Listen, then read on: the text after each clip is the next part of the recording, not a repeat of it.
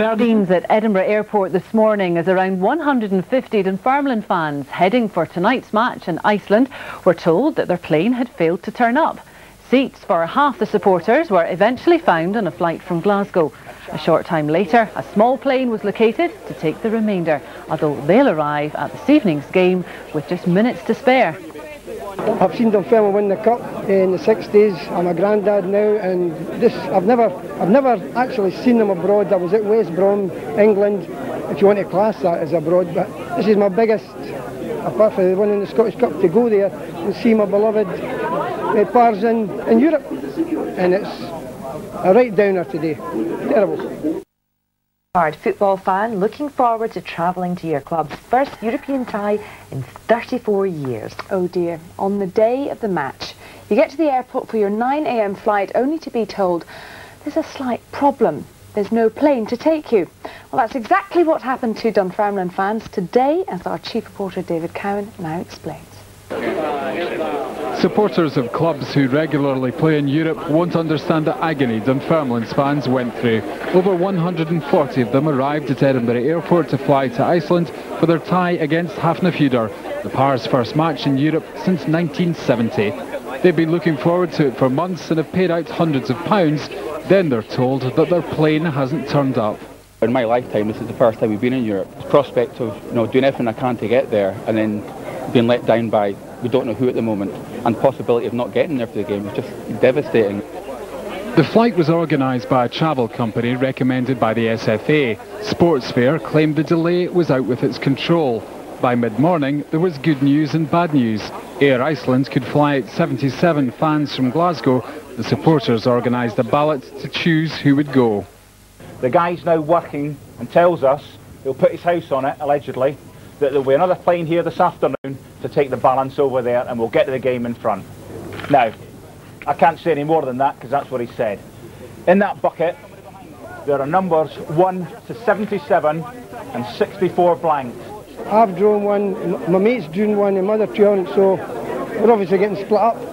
Others weren't so lucky. But I really feel for my son who won the prize draw to go free travel to the football match tonight, complimentary travel. He was supposed to go out in the players' plane, but as going a family, we decided for him to go out with us. There was a happy ending. A replacement flight left Edinburgh at 5 PM. All being well, the fans should make the match.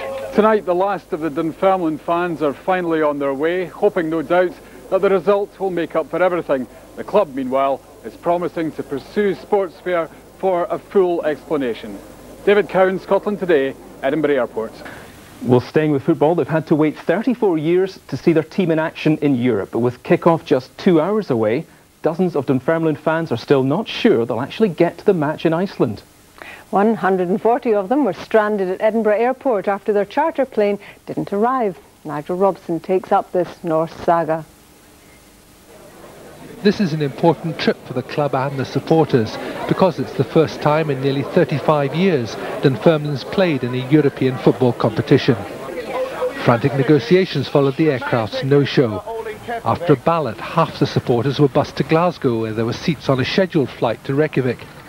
The rest tried to keep calm as they waited anxiously for news. We've got Boeing 737 that's on its way to us very shortly. How come we booked 2 weeks ago and we've not got a flight today? A representative of the club's official travel agent, talking to fans and trying to assure them that they would get to the game on time, as well as explaining what had gone wrong. The problem that has caused the delay today is a lack of availability of either operational aircraft or aircrew for the aircraft that are sat on the ground.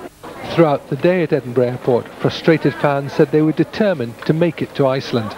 I've been to all different places like Stranraer on Wednesday nights, Dumfries Wednesday nights, so I'm sure I can get to Iceland on a Thursday night. This is very frustrating. Never done this for the last 34 years and 7 months. Didn't know what to expect, but I didn't expect this. When the last of the travelling supporters land in Iceland only an hour and a half before tonight's 9 PM our time kick-off, they'll still have a 30-minute coach ride to the stadium. Dunfermline's officials are promising a full investigation into today's events. Nigel Robson, reporting Scotland, Edinburgh Airport. Dunfermline last played in Europe 34 years ago, and 2-0 down toward the end of their first leg qualifier in Reykjavik, it didn't seem worth the wait. Then veteran striker Craig Brewster pulled the Pars back into the tie, and with 3 minutes remaining, Andreas Skerla made it 2-2, giving Davy Hayes' side the upper hand ahead of the home leg on Thursday week.